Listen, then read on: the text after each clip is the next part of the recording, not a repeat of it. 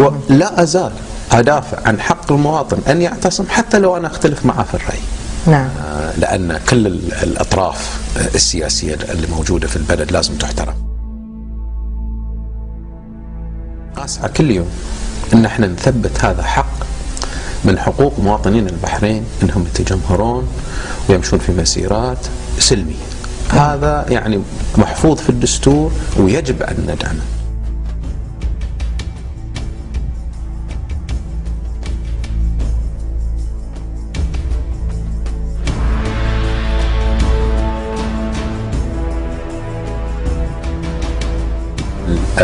الاعتصام السلمي والمسيرات السلمية.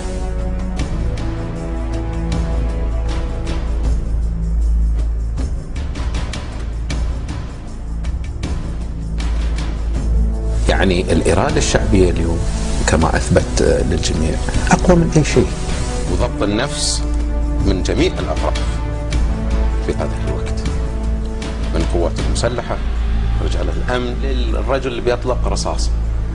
وقفوا وقفوا.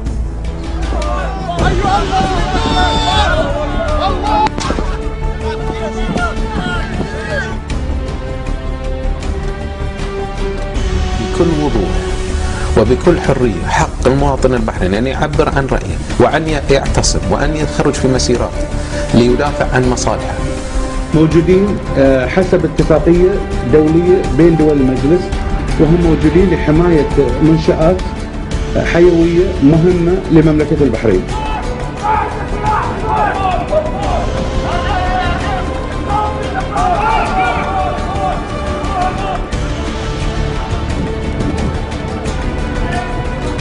وهذه البلد موجودة للجميع.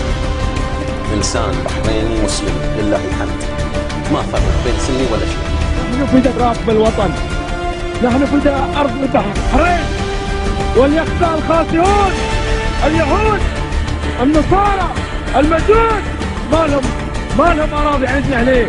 هنا السنة يهود يهود ماكو. أنا أعتقد أن من مسؤولية قوات الأمن أنهم يحققون الأمن في مناطق البحرين اللي فيها الناس أو اللي تمشي فيها الناس بحياة الطبيعية.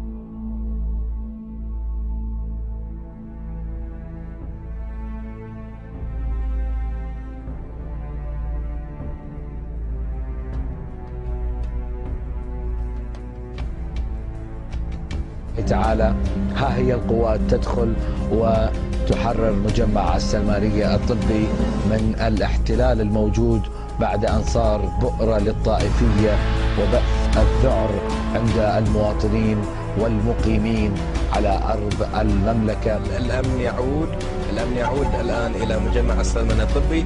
الناس كانت خايفة، الناس كانت مرتوعة.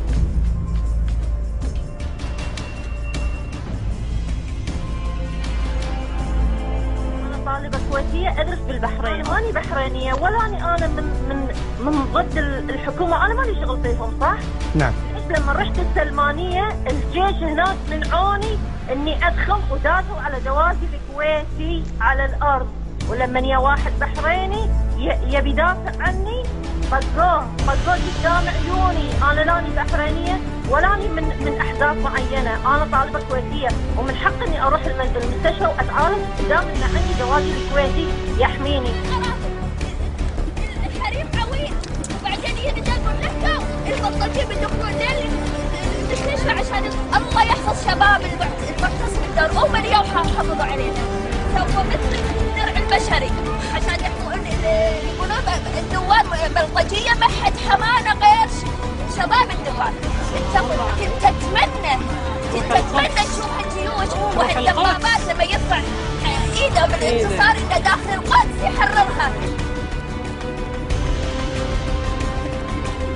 داخل قصه يرفع الحصان ويتموت شعب مسالم، شعب بريء، شعب جميل. اتقوا الله، والله اتقوا الله. انا كويتيه وكان بحرينيه، قالوا بيعترف عليه، والله انتم كويتيه تمام.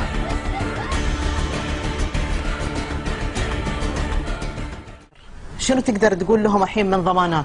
انا والله ما قد كذبت.